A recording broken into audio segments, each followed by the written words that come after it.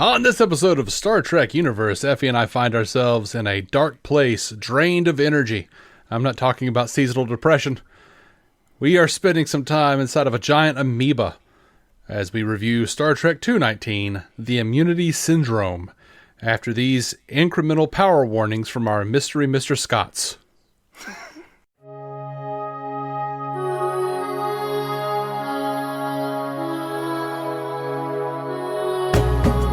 Welcome into Star Trek Universe, our classic watch/rewatch.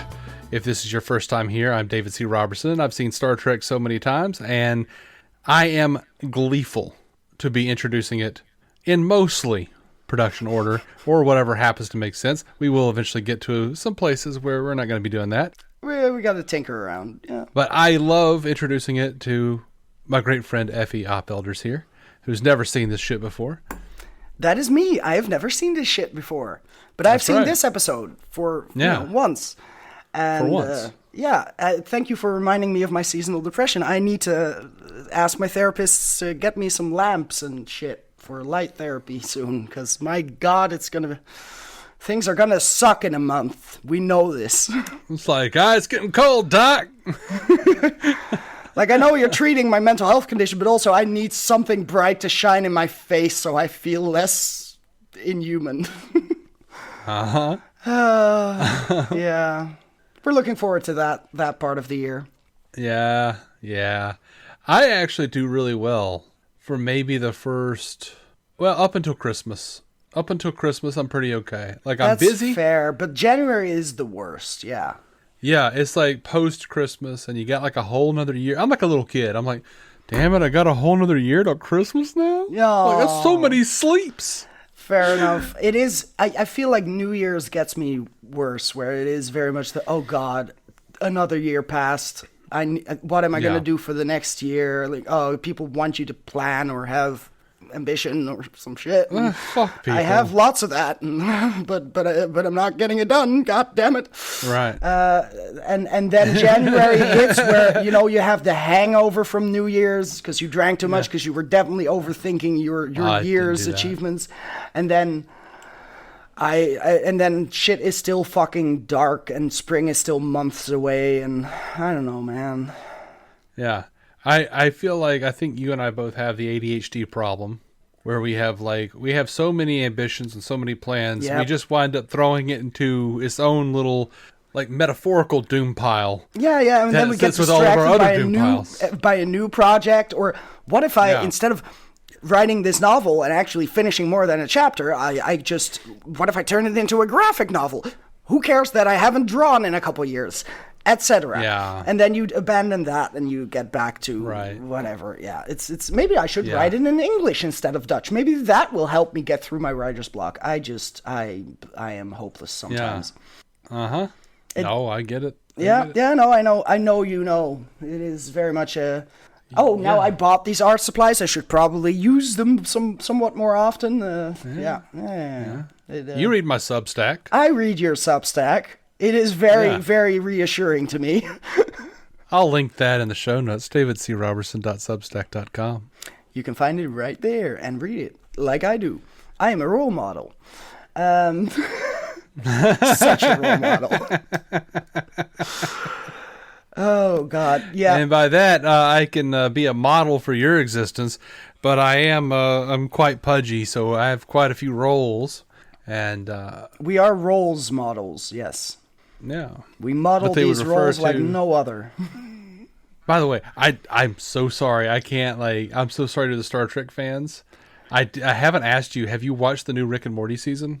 I haven't finished it. I started it. Season 8? Yeah. It's so fucking good. It started off great, but I also, my little brother was watching it, so I sort of fell into the second episode before I saw the first, and I gotta finish it, is my short take on it, because I haven't seen all of it yet. But I am very curious. It's so good. It's on the list. Yeah, sorry. To briefly explain the dolphining there, I was talking about how I'm pudgy and I have roles, which brought my brain to Terry Flaps and Holdy Folds from Rick and Morty. Fair enough. Anyway. I will just never get over the suicide spaghetti. That's gonna haunt me for the rest of my fucking life. Anyway, we are talking about Star Trek, aren't we? Yep, we are. We sure are. Here's the Memory Alpha synopsis for the Immunity Syndrome. After Spock senses the destruction of the Vulcan-manned starship Intrepid, the Enterprise encounters an enormous single-celled organism that feeds on energy, which threatens the galaxy as it prepares to reproduce. Mm-hmm. I think I had a girlfriend in college. No.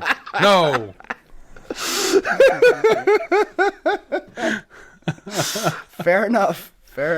No, that was terrible. Absolutely, but it was the joke was right there. I get it. You had to. It was so it was so close. I just had to reach out. Of course, yeah. Take it. Yeah, that's what you do.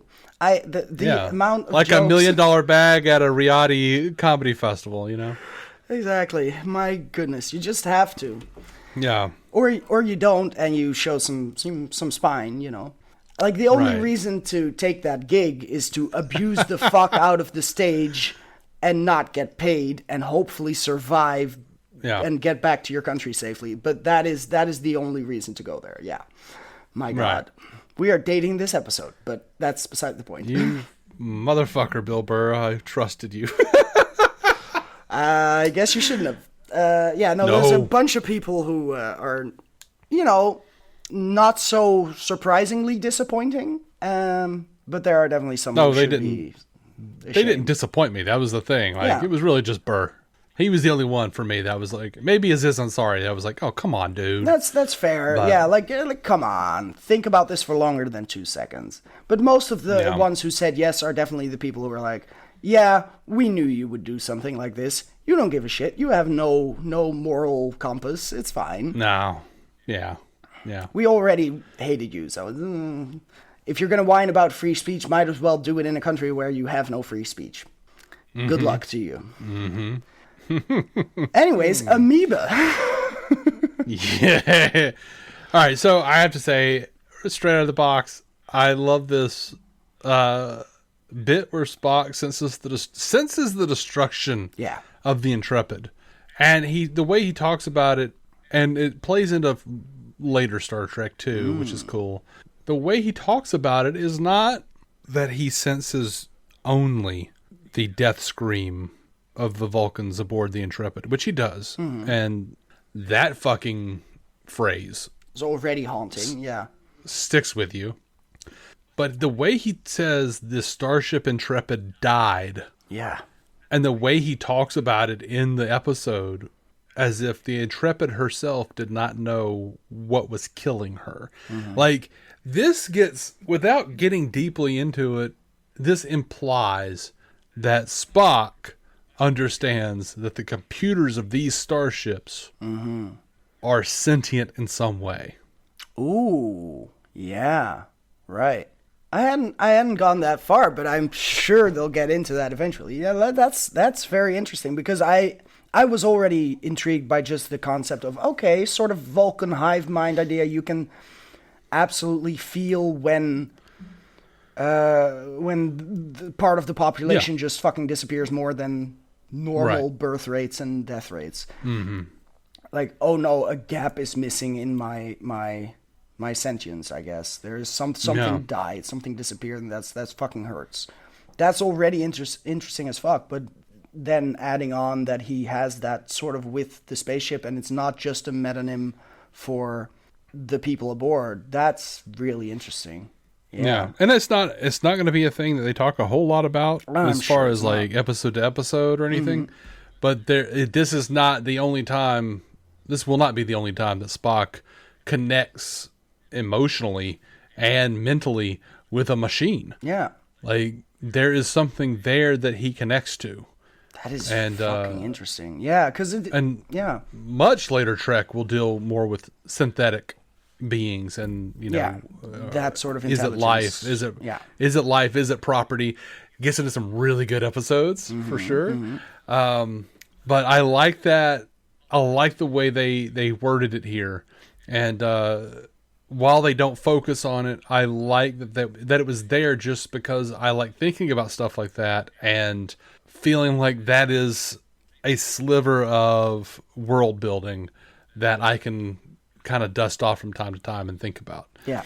No, that is very interesting, because there is he's been compared to machines and then like being emotionless so many fucking times. Mm-hmm. But for that to flip around the other way and be like, no, the machines probably have more emotion too than you think, just like Spock. Like there's something more sentient than just mechanical in there. That's wild to think about. And like that offers a lot of plot to explore. Yeah. Yeah. I dig that. How did this episode find you overall? It felt all right. Like there's layers you sort of alluded to where it might be more interesting to me that way than just on its surface. Because there's tension, but I also felt like it wasn't one of the grades. Like I just felt like, okay, right. you gotta go ahead instead of backwards, and it's counterintuitive, whatever. Oh, it's an amoeba, but a really big one, and I don't know. It's just sort of one of those ones that just sort of continues, and I was along for the ride, but I also wasn't too impressed with how it tied together, if at all, with where we, I don't know. Yeah. It just felt like plot points of like, now it's a black hole, now it's an amoeba, now we're in the core of the amoeba, and I don't know, it just, but also it's been, again, about a week, so I might be forgetting some really interesting gems in there that I definitely liked more when I watched it at first and just didn't retain in my memory. I apologize. I'll try to help you out here, though. Much obliged. This has not traditionally been, and this is why I always encourage people to give things another shot, because traditionally, probably the first couple times I saw this episode, I didn't think much of it. Yeah. But, when I was a kid, so I've always sort of just went, the immunity syndrome. Okay, it's the fucking amoeba. I know the amoeba. But, this time watching it through, I was picking up, and it's been years because I usually skip it. But this time I'm picking up, once again, this sort of old school, like almost sort of a Lovecraft kind of situation where there are these crazy horrors in space, but also this idea that, the universe itself is like some sort of system. Yeah. And maybe we're the white blood cells, Right. Yeah. I like all that kind of shit. So like, if, when I'm a kid, I'm not going to pay attention to that. But like here I'm looking at it and going like, they're already tired. Yeah. Yeah. Which, sets the stakes of like, they need a fucking vacation. Like let them rest. Right. They cannot. Yeah. So like, and the way humans kind of like, that was an interesting way and a poignant way to start it, because it's like people need to be given a rest. They can't just work. And to then have them, and they're like, look, we love exploring the fucking galaxy. This is what we want to do. Yeah. We don't have fucking money. This is a utopian society. Yep. Our whole thing is we going around and looking at shit. Yep. And interacting with things and people and all sorts of civilizations that we've never seen before. This is what we live for. This is our jam. Fuck, I'm tired. I really need a rest. Yeah. And I even loved, like, and apparently this was not in the script. Apparently this was improv with Shatner, where he's talking about at the very beginning, where he's talking about how he's like, he can't wait to like lay on, and he like stares at the woman, the lady that was bringing him, and then he goes, some planet. Yeah. And then he does it at the end as well. And that was one of those where it wasn't, it wasn't gross. It was just kind of funny. Like, it seems non-specific almost, which is the only grossness about it, where it's like, just someone, there's nothing there, but we all need our recreational fun, I guess. Yeah. But it's also not a character he's specifically maligning or anything, Right. Yeah. I mean, he did notice the attractive lady. Exactly, but that's a thing we do. most people will notice. Yeah. So I like that setup that, they're in a position where, existential dread, my God, like you're just tired, you need a rest, and we want to quit. Yeah. Like, just stop somewhere. Yeah. And then all of a sudden, a crew of Vulcans suddenly die in a star system with it. Mm-hmm.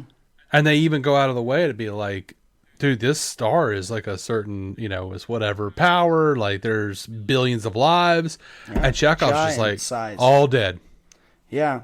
Which is just this, it is huge stakes. And at the same time, it is almost inconceivable. Like the numbers are so big that you have trouble trying to actually conceptualize it as a person. But that is of course also the fun about it, where it is like, no, it is a absolutely humongous threat, and these are distances and sizes and numbers of people that you can barely comprehend.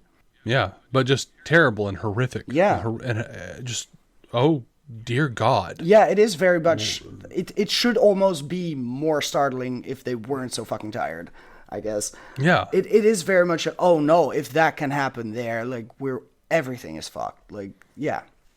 And then like, I like how weird it is. I like how like old school, I love how pulp, like sci-fi pulp it is. Like, that's the fun, yeah. There's like some giant monster out here just eating fucking solar systems and killing billions of people, and what the hell is this? And then the idea that it's just big single cell organism just fucking around, like coming around, just like, existing, just being too fucking big, yeah.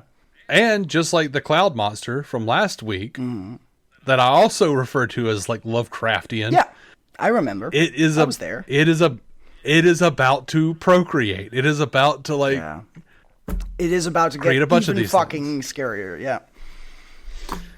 Yeah, that's fun. I wish they weren't so close together. that's fair. That's fair.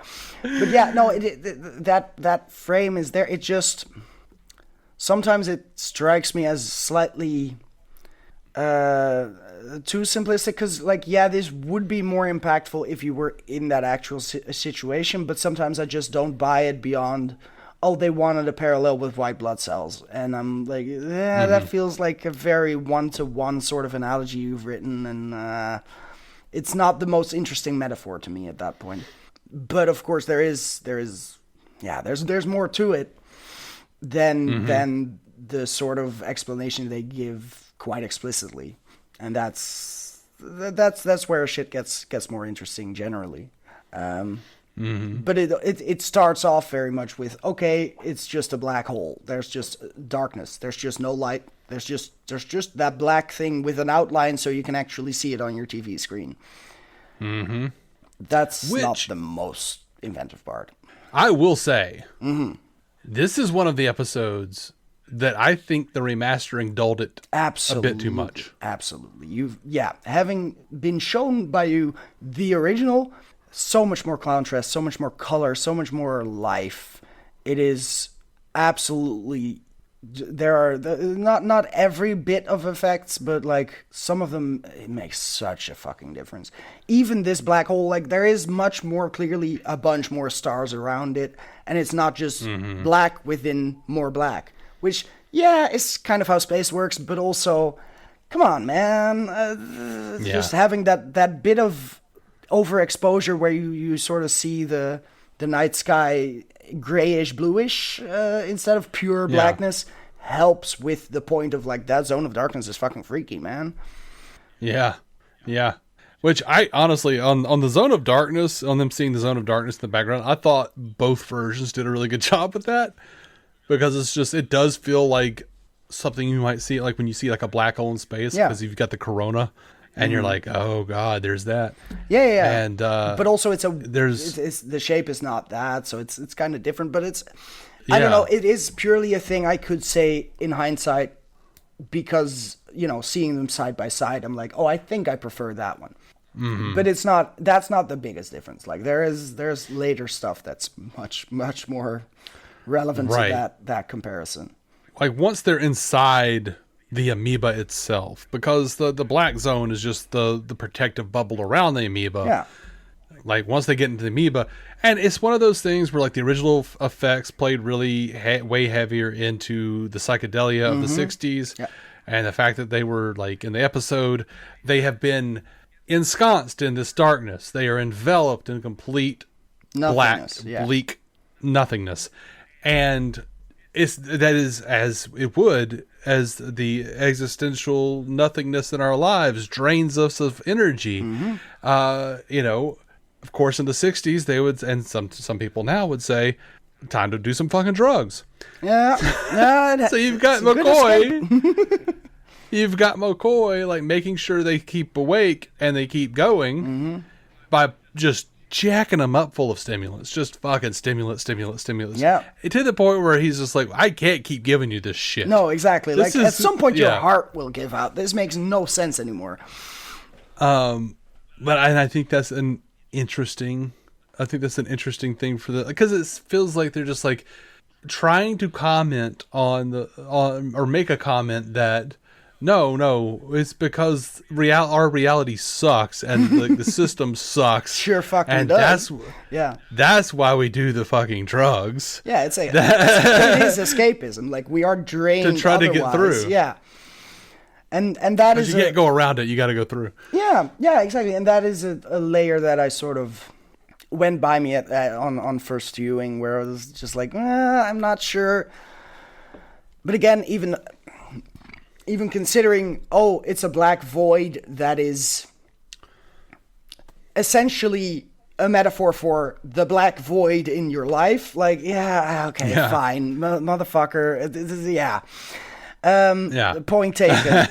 So I think at that point I also stopped sort of overthinking it, because then it was a giant fucking amoeba, and I'm like, I'm sure that's something in this analogy. Colors, it is, and like looking at those screenshots, I was absolutely like, I'm like the paint splatter lava lampy sort of. I can just almost see it move just from the still image, and that's a darn shame, because in the remastered version it very much looked like we're just going through plasm, like a blob of sort of nothingness, and it is a very different vibe, and it changes, I think, the impact quite a bit, and also makes, I think it impacted my viewing in the sense that I didn't necessarily therefore make the connection with psychedelics, with drugs and stimulants, and like, oh wait, there's a parallel there. Like that one went sort of by me, because I was like, we're just in some sort of giant biology looking around an organism that has barely any organs or tendrils. It's just the one cell, and the cell is pretty damn empty. Yeah, and they did make those on cells, and they were like moving them around so it looked like it was like pulsating and alive. Yeah, fucking great.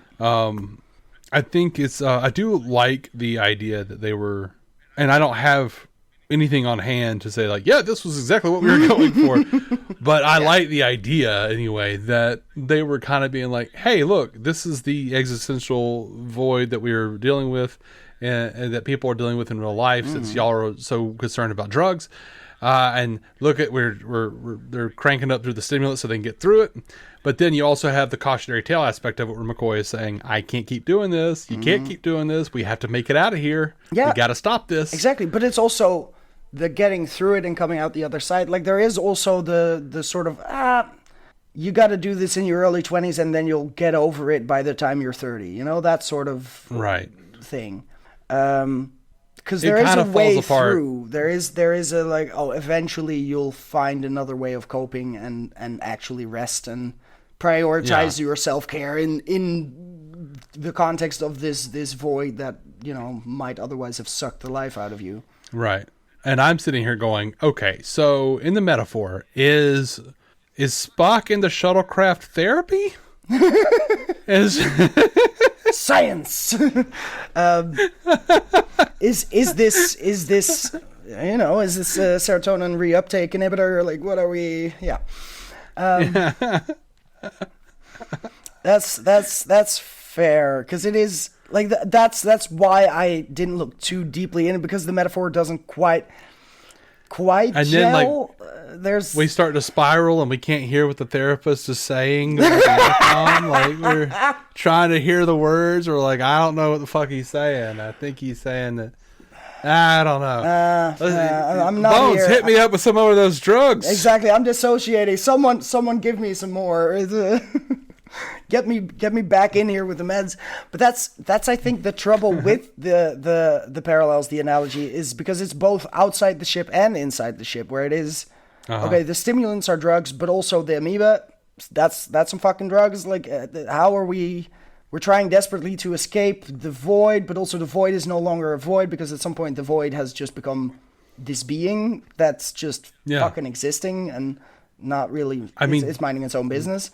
There is also the possibility that the writers were just on drugs, and they're like, what we're going to do, man, this is going to be awesome. Yeah. It's like the void, man. It's like existentialism, you know, man. Like, Kirk's got to get all fucked up. You got to get him some cocaine, man. And then they're like, oh, well, we need a third act. And he's like, I don't know, man. What if the void is like a big old fucking like really small organism, but like really big, but like and colorful. Let's give it some colors. Well, just what if the universe is like a giant body, man? Jesus, pretty much. Like it does kind of have that vibe where it is I'm not sure you thought this through. I'm pretty sure you just wanted to have this drug shit all over the place. I don't know. Yeah. It's not necessarily like a 1-to-1. It doesn't have to be a 1-to-1. No. It doesn't have to be entirely clean, because that would also be very fucking boring. At that point, you're just being like, yeah. That would kind of get back to the Moby Dick problem of like, oh, that's the whale and that's Ahab and we're just playing it out. Like, yeah, it doesn't have to be. Not everything should be a 1-to-1. Like, that's the Vietnam War, because at that point, you run out of stories at some point. But there's just a couple of concepts that contrast, and I don't know. It just feels kind of simplistic to like figure out like, oh no, we everything is inversed, so it's a way to find out, oh, you shouldn't resist, you should go deeper. But then that also only gives us the opportunity to destroy it and not really come out the other side. So it, like, physics wise, it makes zero fucking sense, and you should ignore all of it. But it is. But no, man, you gotta go. Man, you gotta go. Sorry, I'm already laughing. Go ahead. You gotta go deeper, man. You gotta go deeper, because you gotta. I gotta get so fucking high that I'm suddenly sober, and oh my god. Yeah. Now super the world sanity, makes man. sense. I'm so connected to all of the I am the universe is me, and I can see everything. I can see backwards and forwards in time. I'm definitely not high anymore. I'm so sober. I can see through time and space. That's right. It is. You can't back out. You gotta go forward. Yeah, there is only forward. But yet I experience backwards and forwards as the same thing. Sometimes it feels like that, man. I really gotta. I'm glad I'm no longer smoking weed. My goodness, this. I feel like, if we said something positive about Donald Trump, we would be on the Joe Rogan podcast right now. I mean, at that point we would be allowed. I think so. It would be great for our viewership, but also terrible for our souls, Probably. and lungs and souls. Yeah. They've always got those cigars. Oh, yeah, I'm just smoking tobacco. My ass, Alex. It would be fun to be on Rogan just to have the flat earth conversation with his dumbass not co-host, but like the sidekick. To just be like, really, motherfucker, really? I'm not high enough to get this. Yeah, I don't think any of it would be fun. No, it would be horrible, and I would be talking to a wall of libertarian ass fascism, trying to pretend not to be absolutely horrific as a human being. Uh-huh. But I guess that's what people are looking for in their entertainment these days. We're in the wrong branch, man. I know it. This episode was written by Robert Sabaroff. Do I know that name from anything? I don't think so. That's what. But he would contribute to the Next Generation as well. Oh, okay. He stuck Home around. Soil and Conspiracy. Conspiracy is one of my favorites. Is that one we've seen? Now I'm just throwing all of the... No, this is Next Generation. Oh, TNG. Sure. Next Generation. Okay, cool. Sorry. But he pitched this episode as a cost saver, apparently. Oh. How? Because this was incredibly cheap to make. Fair enough. It is Those just effects, a bunch of screens, like, layered. Yeah. Fair enough. Yeah. It's cheaper There's than a no guest star. sets. There's no guest star. Yep, you're right. Yeah. You don't have to build a fucking planet. Yeah. It's all aboard the ship. Very, very Aristotelian, I guess. Mm-hmm. Sabaroff told Starlog his Star Trek, focusing on a colossal amoeba that threatens to destroy the galaxy, was actually a budget saver for the series. Sabaroff worked primarily with Gene Kuhn, the late producer, whom the writer classifies as, quote, a very under-remembered man, who was one of the major creative forces of Star Trek. Not under-remembered on this podcast. No. That's a name I will probably never forget. I won't always be able to link him with the right things, but I'll remember the goddamn name. Gene explained that they had run out of money for the guest stars. Whoops. But they still had a special FX budget. Oh. He asked me to write a story that wouldn't require a guest star. The optical wasn't expensive to make. A guest star would have cost them much more. Fair enough. Now, apparently, his original pitch did have a guest star. Mm-hmm. And leaned heavily into the idea of the universe as its own singular entity sort of thing, of which we were tiny beings inside of it. Like, it featured a guest cast member named Loretta. Oh. And it said Loretta believes that the alien body is a giant virus spawned by spontaneous generation in a force field and a sea of hydrogen atoms.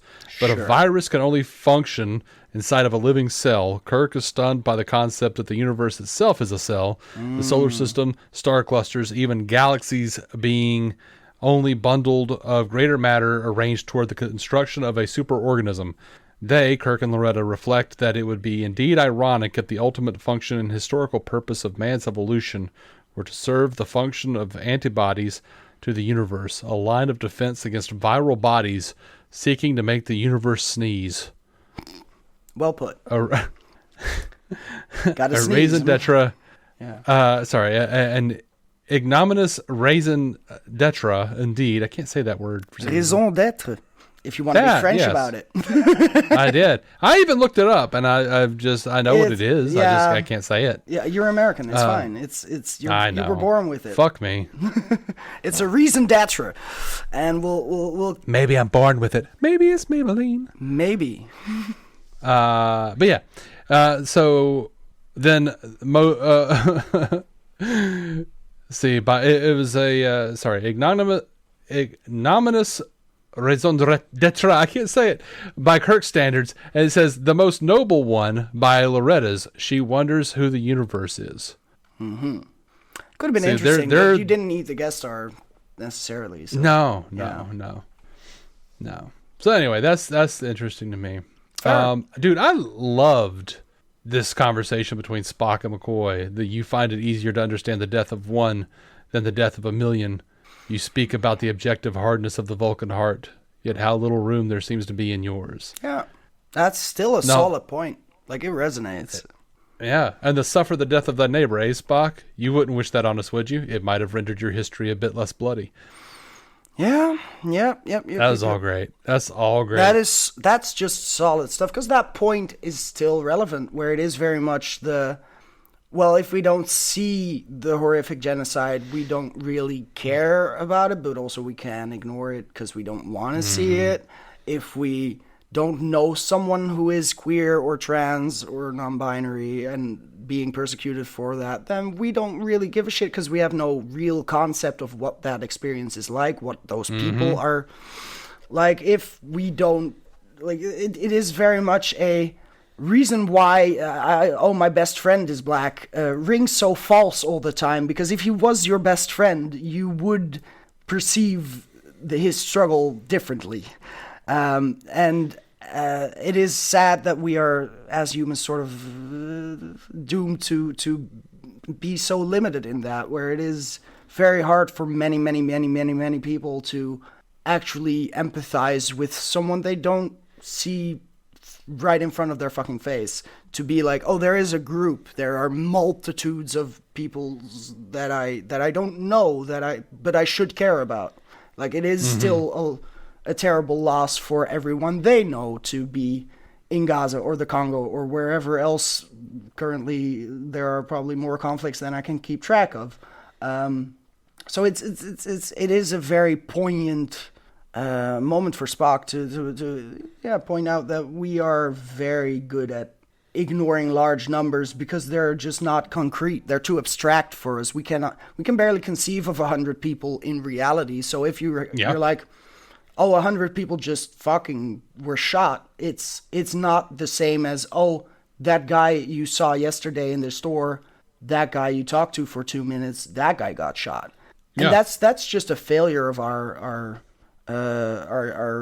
empathy, our humanity in a sense, if we are not alert to that weakness, to that sort of blind spot. I think it's probably, it seems like it would be an evolutionary necessary blind spot, though, to an extent, but for our own mental well-being. Yeah, exactly. It is very understandable. It has some sort of practical application, but let's be real, the mental, like, retaining your sanity aspect is only relevant for the past decades, because we didn't used to be able to see all of the horrific shit happening across the world, let alone as viscerally as in the social media age. So that I'm not sure that's evolution necessarily. I think that's just compartmentalization that we've always been capable of, but have sort of grown to rely on heavily to survive in today's society. Yeah. But it's cost us. You see there's a certain level of reaction and eventual callousness based on technology. Like, you think about how America reacted to the Vietnam War, and that was the first time we had it on TV. Like, the war was in our living rooms. Yeah, that was shocking. Like, before that, we had, like, the little newsreels that were like, America does the things. Look at this. We're winning the World War. This is a compilation of the past couple of years, and only the good shit. No one's dying, so you're fine. Here's Johnny Patriot with his drum. Exactly, and it's and that Go was. Get him, Johnny. But like, I assume you were headed there. We got desensitized to an extent, because now everything is in our fucking hands instead of our living room, and it is so much more gruesome to be that up close with all of the war and violence happening. It has somehow become less shocking that, like, oh fuck, we're contributing to that. We're doing that as a country, as a nation, as a people. And that's a sad fucking reality, because some people have become so desensitized they actively do not care about the human loss of life. As long as they don't look like me and aren't my neighbor, then blah. I think there's a lot of people who see all the, not only just the atrocities, but, it's like a bad mix of, like, old faith and a desperate need to retain what they consider their lifestyle and who they are. And they are being forced to see suffering from an amount of people they were not really ever meant to see that from. Sure. So they're like, the ones they will grab hold of and say, these people are a threat to me. Because by making me acknowledge, what they're going through, they're somehow diminishing what I'm going through. Yeah. You know, and it's just like this, like, there's a lot of fucked up psychology in there. Yeah. Yeah. Yeah. And and it is because at the same time, like, yeah, our capacity to empathize has been far exceeded by the atrocities we get to witness, sadly, but also our capacity for committing atrocities has increased enormously over the past 100 years alone. Like, so it's in a way, like war has never been fun or anything, but at least you got to, like, people were slitting each other's throats with knives and shit, and that was horrible and horrifying, but it wasn't, we're dropping a fucking bomb from thousands of miles away, we're shooting women and children just up close, like, and it's so much faster, so much, like, there's less, if you, like, committing violence on someone is harder to do with your fists or your knives than it would be with a gun. Like, pulling the trigger and boom, it's happened already, and you can't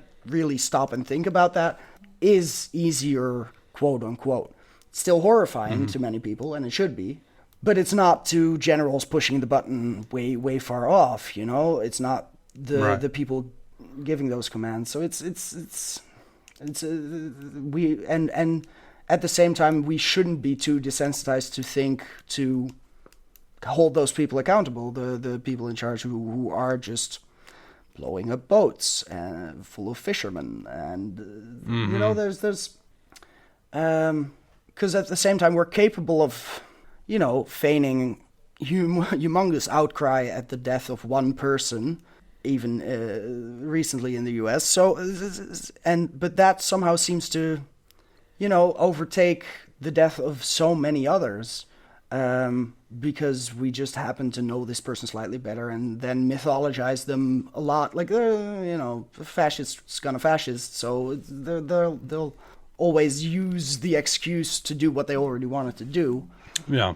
And, you know, regardless of, you know, what party we're dealing with, especially in the U.S., I'm sure everywhere else as well. But, you know, these big political parties, they have lots of money, and they can use anybody for whatever they want to and distract us with all sorts of stuff. Yeah, there's lots of distractions. Release the Epstein files. I don't think that's a distraction. I think there is, yeah, exactly. The distraction is everything surrounding. Oh, I know. Yeah, that's what exactly. I'm saying. No, just so we're on the same page, just making sure. Yeah, no, I figured. But that is, yeah, absolutely. We're trying to, and besides distraction, there is just outright lies, of course. Like, there's misinformation and there's disinformation, and both of those make it even harder to actually give a shit about what is happening out there in the world, because at some point, we barely know if the murder we see being committed on fucking Twitter live streams is even real anymore. Like, yeah, in Charlie Kirk's case, we were pretty damn sure, because, you know, it hit the news very fast after that, but it's not like the AI bullshit and the like, at some point that line between media effects and, oh no, this is not fiction, sort of presented, but the same effects, the same AI visual bullshit, it's fucking with us already. Like, but that damages our capacity to, I think, retain that humanity in how we interact with the rest of the world, especially when we are so divided and so easily manipulated into already dehumanizing other people far away that well, they're not me and my friends. It is the same dynamic of, when you said you were going to get rid of all the immigrants, I didn't think you meant my great guy neighbor who is just one of the good ones, you know? Right. We forget that very easily, that people are more than one thing, and that behind numbers there is a bunch of lives and a bunch of people they loved and experiences they had, and the mourning that other people will have to do for their loss. Yeah. Yeah. Absolutely. Anyway, the state of politics in the world is fucking awful, and that's why we're trying to escape into Trek. We got to go through the politics back into amoeba. look, I mean, hey, you say that, but clearly, yeah, this dialogue from Spock and McCoy, as yeah, that's where we started. Catapulted that. Like, there's something in Star Trek fundamentally. There's something very true in that exchange. Yeah, that has always been very political, and yeah, and says something about the human condition. Exactly, and the character of Spock is great for getting that sort of perspective on our bloody history, because he's not a part of it, so he can externally see, like, yeah, he's half part of it. I mean, half. That's fair enough. But he's, but most of the time when he's talking about history of humanity, he's talking about 60s and back, and not 21st century and back, because practically kind of hard. Meaning it's more distant from him. So but he is a good observer in that sense of he can say the things that we might not like to hear. And that makes him both more admirable and very confrontational for the characters around him. But he's usually right, because we do have a fucked up history, and it is very much the capacity for violence is directly linked to the capacity for dehumanizing people and ignoring that they too are people with loved ones, with a life, with dreams, that you could have gotten to know. And whether or not that's one person or millions you don't, that doesn't make them any less of another subjective reality that you are flushing down the toilet. It is, but yeah, it is good shit, and I'm glad that it does sort of relate still to that to very many modern dynamics of increasing Nazism. Jesus. Yeah. I love this little bit. Vulcan dignity. How can I grant you what I don't understand? And Spock says, then employ one of your own superstitions. Wish me luck. Yeah. I love that he did wish him luck once the doors were closed. Bit late, but he did. Yeah. It was sweet. And then it had come back and be like, tell Dr. McCoy he should have wished me luck. Yeah. Damn you, Spock. Yeah. Which was fun. Yeah, because he didn't know. Like, it all rings true, but it is that very human moment where they both indeed act as if knowing they may never, they probably won't ever see each other again. And that's a bit of connection that is just delightful to witness in this dynamic that is usually very adversarial or contrarian, or if they're at each other's throat, it's nice to have them be like less dickish for once. Yeah, and it is like, it's fun to kind of pull out just for a second and go, like, they are adversarial, but like, they're friends. Yeah, they respect each other. The fuck out of each other, and like, McCoy likes to get a little uppity and talk down to Spock.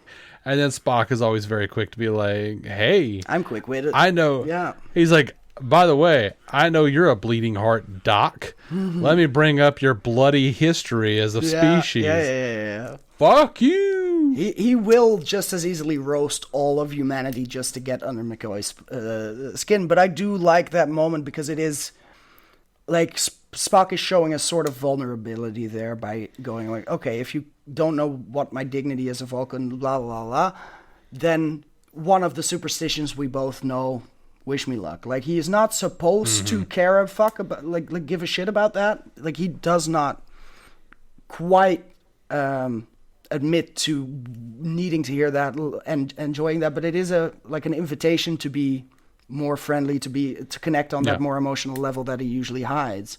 It is very much one of his last words that he then, with his friend, spends saying, like, I could use this right now. I want to hear this for just, Yeah. There is something under that line that's just very sweet. Yeah. And the fact that he does say it also means a lot coming from McCoy. Even if he can't bring himself to fucking say it to his face, it's neat. It's just lovely. Yeah. But also, like, Spock walks away quickly enough that he's just like, I'm not going to stand here and expect you to say this to me. Exactly. I will turn around and make it easy on you. Yeah. Yeah. I'm not going to wait in silence. That would be awkward. Yeah. Nice little moment. Shut up, Spock. We're rescuing you. Well, thank you, Captain McCoy. Yeah. Always got to stick it to him. Yeah. They're fun. Because that's the fun where it is like, oh, they can still make little jabs at each other, but also clearly in a scenario where it's so evident that they care, that they that it's not actually hostile. It's just, oh yeah, we kind of rub elbows and we're good, but we've got to make jokes at each other's expense most of the time. That's fine, Mm-hmm. All right, some more trivia here. Robert Sabaroff's outline on August 14th, 1967 describes the creature as a giant virus living in a cell that consists of our universe, and the illness affecting everyone was attributed to a reversal of the Enterprise's polarity, which did happen in the episode That Which Survives. The script ended simply with Kirk ordering the Enterprise to proceed to Starbase 6. The tag bit of Kirk looking at the aforementioned young woman and repeating his line from the teaser about hoping to get some rest on a lovely planet was improvised by Shatner and Pevney on the set. Yeah. No, that makes sense. I mentioned that earlier. Yeah. I do enjoy, because a virus isn't quite the same as a bacteria, so I'm not sure if that is a cell. It's smaller usually.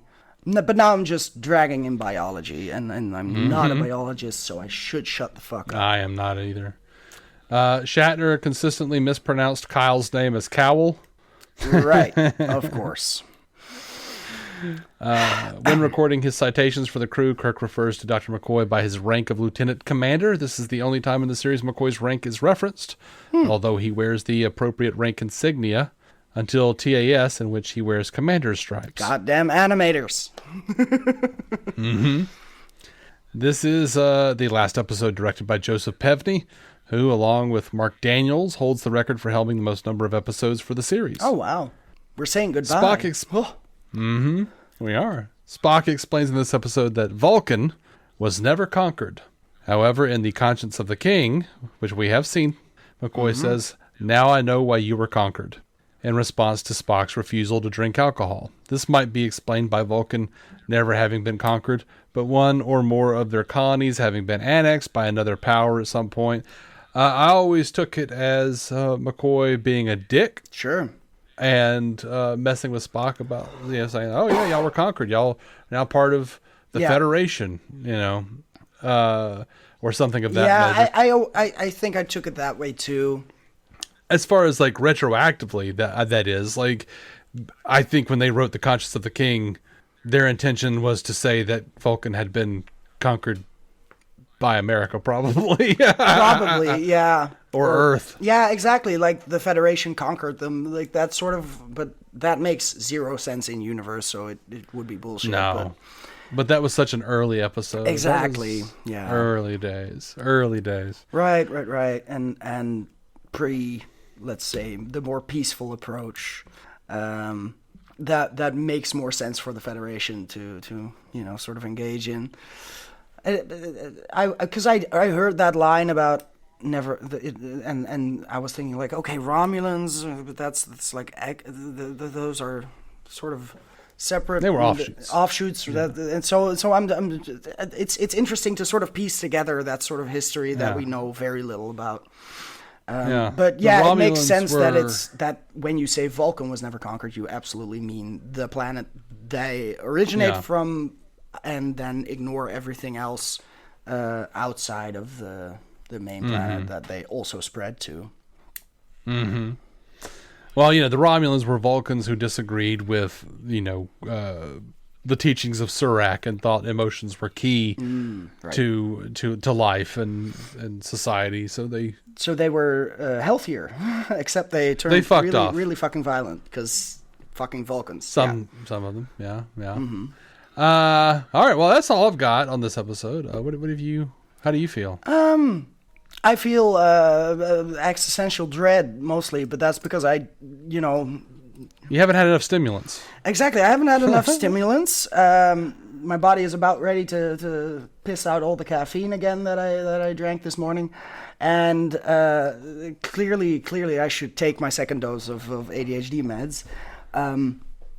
But no, I should have brought in so much fucking real life shit, and that brought on the dread, the black hole of it all. Yeah, I did at one point think of I think a video or a podcast or something with Neil deGrasse Tyson where he discusses the theoretical possibility of our universe being contained within a black hole, which was very interesting and mindfucky. Yeah, I enjoyed that kind of shit. So in that sense, that there's a parallel there with reality again. Send that to me. I will do that, and because it is that idea of like, oh, what if the entire thing is one cell? If there's something containing the thing, so that relates. I guess I figured I should throw that in. I'll send it to you. But other than that, it was a trippy episode, I guess. It's just, it took its time. Yeah. I've been thinking about what if this was, this right now is all happening in the, my life flashing before my eyes. Right. And this has already all happened.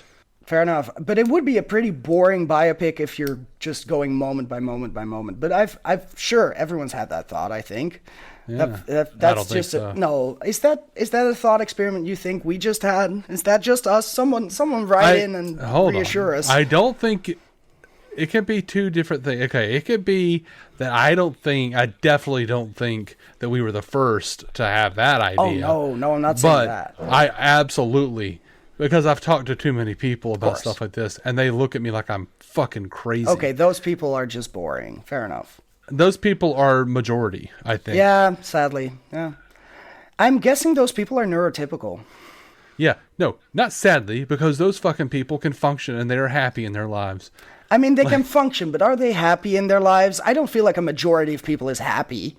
I mean, I think they just experience, sadness lesser. I think, yeah, because, I think they just experience, they probably, very Vulcan-like, push away their feelings a lot more and then are more easily content, more so than actually happy. Maybe. Yeah, content. That would be great. Yeah, but that also requires probably not feeling the happiness or the sadness. You got to go through, man. We got to confront our traumas and our deep pain. I don't need happiness. Fair enough.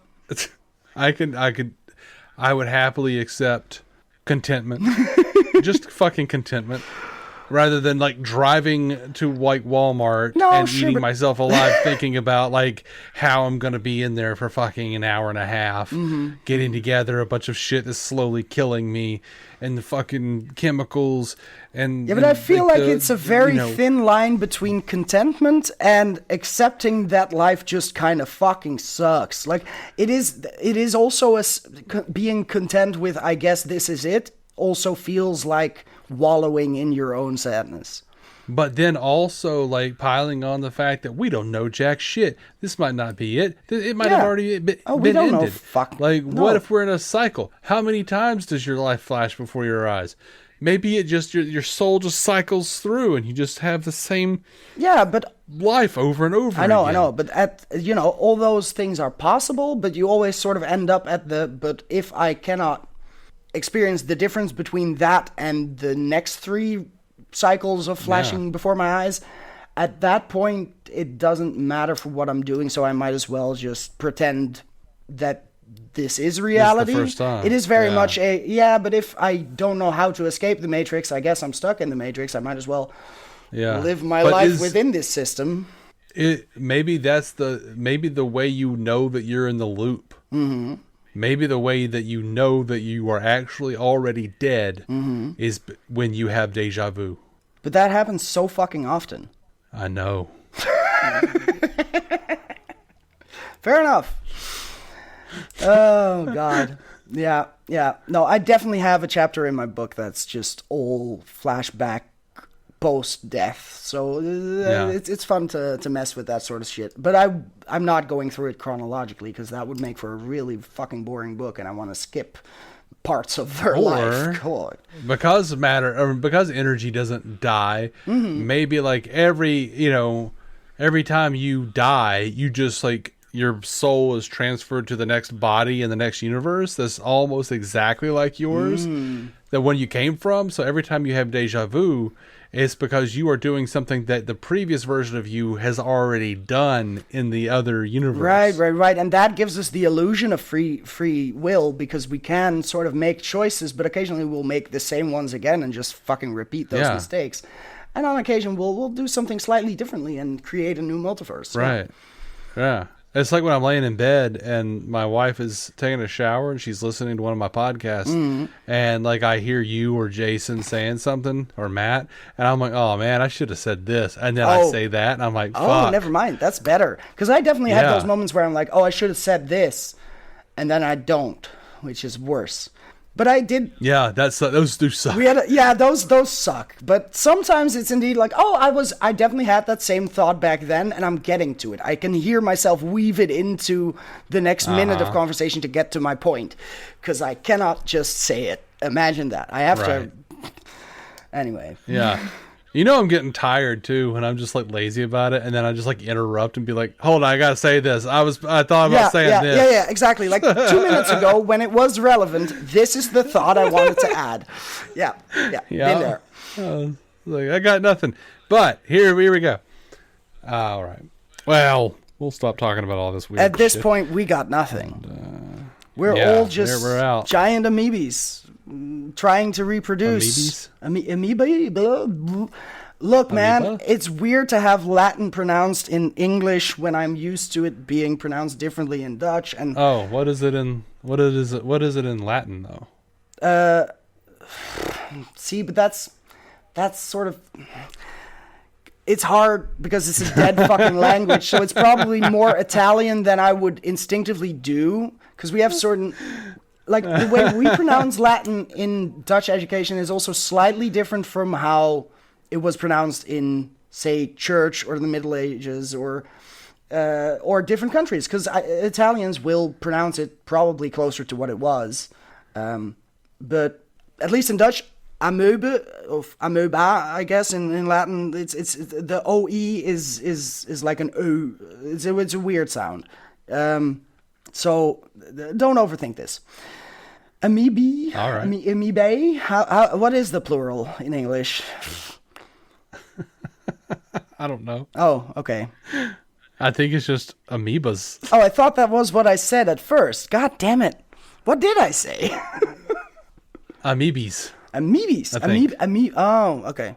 I think that feels like a museums sort of, but that explanation is hard to.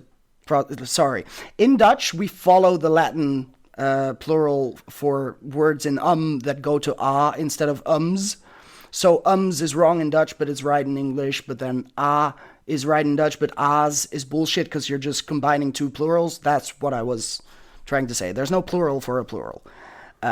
Except for amoebas, apparently. But I should have gone there, and I didn't, because that sounds wrong to the Dutch ear. I am mixing so many fucking languages in my head at this point.